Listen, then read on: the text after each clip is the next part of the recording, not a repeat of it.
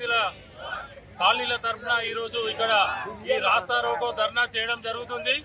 గత 10 సంవత్సరాలు 12 సంవత్సరాల నుండి ఈ వరద ముప్పు ప్రాంతం ఇలాగే ఉంది. ఎలాంటి ప్రభుత్వం చర్యలు తీసుకోవాలి, అధికారులు ఎలాంటి దీని కార్యక్రమాలు చేపట్టలేదు. ప్రతి సంవత్సరం రోజు రోజుకు సంవత్సరం వర్షపాతం అధిక సంఖ్యలో ఎక్కువైతుంది. మొత్తం వరంగల్ ఉన్న చుట్టుపక్కల ఉన్న నీళ్ళంతా మా కాలనీలు జలమయమై అనేక ఇబ్బందులు పడుతున్నాం. ప్రజలందరూ కాలనీలలో 2 రోజులు నీళ్ళనే ఉండాల్సి వస్తుంది. ఎంతో ఆస్తి నష్టం, ప్రాణ నష్టం జరిగే అవకాశాలు కూడా ఉన్నాయి. ఇందులో గత 12 సంవత్సరాల నుంచి వచ్చుడు అధికారులు వచ్చుడు చూచుడు పోవుడే జరుగుతుంది. అని ఎలాంటి కార్యక్రమాలు చేపట్టకుండా ఇక్కడ దీనికి సరైన డెవలప్మెంట్ చేయకుండా కాలనీలు ఇబ్బంది పడుకుంటే జలదిగ్ధంలో ఉండుకుంటా ఉండడం జరుగుతుంది. మాకు కనీసం గవర్నమెంట్ తరఫున అధికారులు ప్రజా పాలకులు ఇక్కడికి ఇచ్చేసి ఇక్కడ ఈ డెవలప్మెంట్ చేసి నీళ్లను నిర్మించి పొందివాళ్ళ సమస్యను 12 మూల సమస్యను వెంటనే పరిష్కరించాల్సిందిగా మా యొక్క కాలనీల తరఫున ఇవాళ ఈ రోడ్డు మీదకి రావడం లేదు.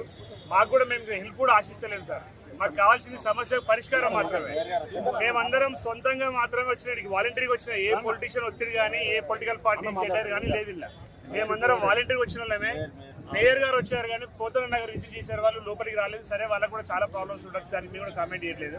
మాకు కావాల్సిందల్లా కట్ట హైట్ పెంచిన తర్వాతనే ఈ వరదలు వస్తున్నాయి సార్.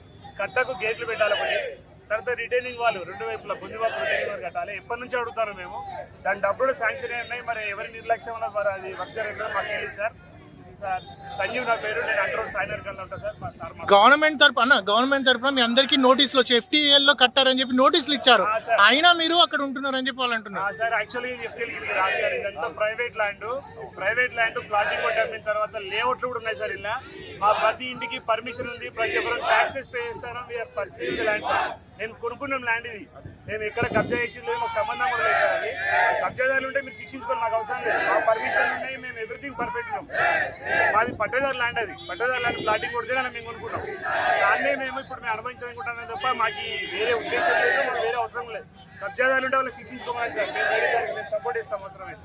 మా పరంగా మాత్రం మేము ఎలాంటి తప్పు చేయలేదని మేము అనుకుంటాను. మా పేపర్లని వెరిఫై చేసుకోమని చెప్పండి వాళ్ళని.